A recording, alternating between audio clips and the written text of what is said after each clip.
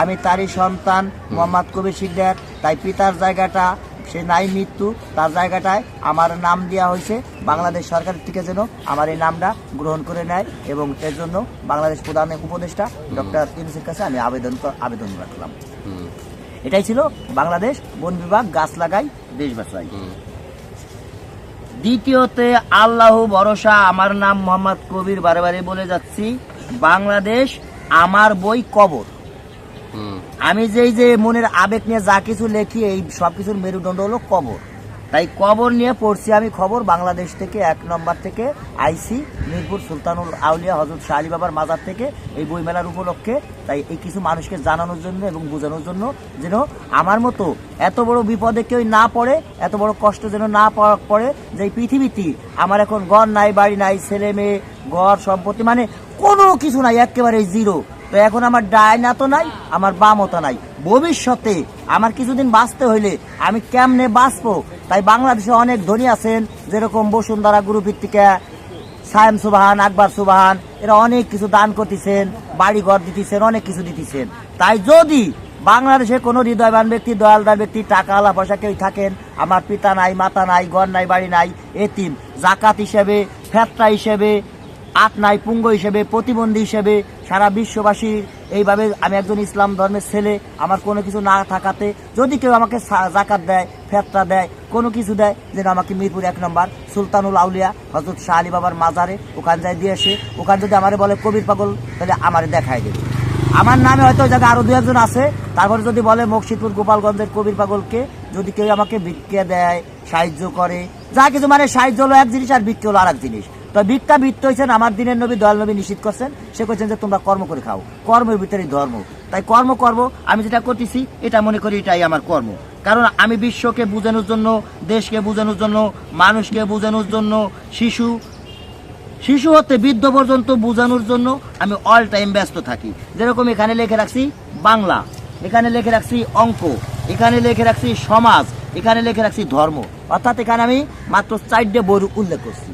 তা আরো অনেক বই আছে। তাই আমার জ্ঞান অনেক বেশি মারাত্মক জ্ঞান না, ক্ষুদ্র জ্ঞান।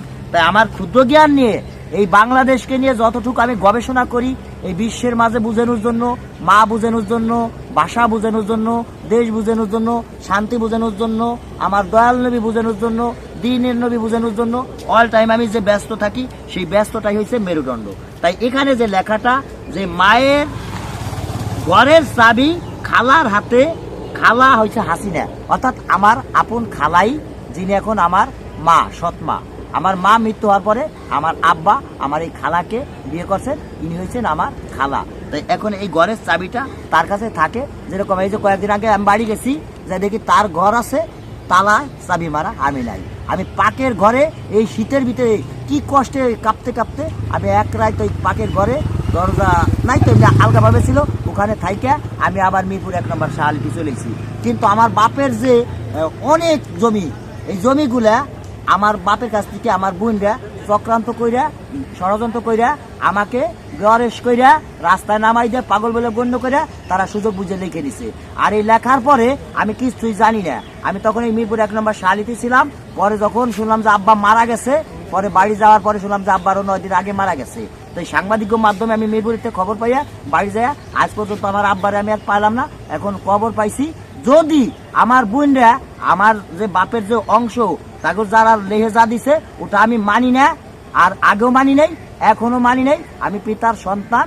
আমি ওই বন্ধুর কাছ থেকে এই যে জমিগুলা বাংলাদেশের প্রধান উপদেষ্টা যিনি আছেন ডক্টর ইউনূস, তাকে বরাবর বারে বলছি।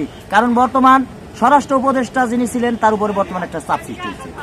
এখন তার মাথায় কতটুকু বুদ্ধি, কতটুকু জ্ঞান, কিভাবে দেশ পরিচালনা করতে পারছেন কি পারছেন না, সেটা তার ব্যাপার। যাকে আগে যিনি একজন ছিলেন স্বরাষ্ট্র মন্ত্রী আসাদুজ্জামান কামাল, সেও কি পারছেন না পারছেন তার ব্যাপার। আমি ওইটা নিয়ে ভাবতে চাই না। আমি ভাবতে চাই যে আমার প্রজন্মে ভবিষ্যতে আমি যাতে বেঁচে থাকতে পারি এবং ভালো মন্দ 2 মুঠো খাইতে পারি। আমি একটা ঘর চাই, একটা বাড়ি চাই, একটু ভালো পরিবেশ চাই, যেখানে আমার সুন্দরভাবে আমার জীবনটা কেটে যায়। যেহেতু এই মুহূর্তে আমার ছেলে মেয়ে, ঘর বাড়ি, বউ কোনো কিছু নাই, অথচ আমার পিতার অনেক সম্পত্তি যেগুলো এখন এই খামার বাড়ি রূপে পড়ে রয়েছে। কিভাবে খামার বাড়ি হয়ে গেছে? এনে এই খামার বাড়ির যে প্ল্যানটা আমি করছি, এটা হচ্ছে, এটা সবই আমার প্ল্যানের খাতা, লিখে তো রাখি নাই পাতা যে কোনটা কোথায় আছে।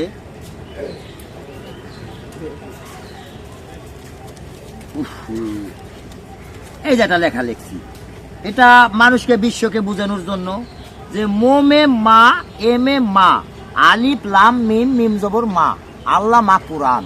তাই মাকে যেন আমরা এত ভালোবাসি, যেরকম মোম যেরকম সুন্দর মাও ঠিক এরকমই সুন্দর। তাই মা আমাদের ভিতরে জানি এরকম মোমের মতো মিশে থাকে। এই উল্লেখ করে মানুষকে বোঝানোর জন্য এই জায়গায় একটা আমি ছবি এমনভাবে সুন্দর করছি যে মোমে মা, মোমের যে আলোটা জ্বালাইলে যত সুন্দর আলো বাড়তে থাকে, তাই আমরা যেন এই মায়ের গুণগান গাইতে গাইতে বিশ্বের মাঝে এরকম আলোকিত আলো করে তুলতে পারি। তাই আপনারা আমার সাথে থাকবেন এবং আমার সাথে থাইকা এই বিশ্ববাসীকে আপনারাও বুঝাবেন যে এই জায়গায় একটা লেখা আছে। এই যে কথাটা বলছি, প্রধান উপদেষ্টা ডক্টর ইউনূস, গ্রামীণ ব্যাংক, যার বর্তমান চেয়ারম্যান নাম্বার 017। আমি বারে বারে এই ডক্টর ইউনূসকে আমি বারে বারে স্মরণ করছি, কারণ আমার পিতা নাই মাতা নাই, ইনি জীবিত আমার বাবার মতো মনে হয়। তার কথাবার্তা, জ্ঞান এবং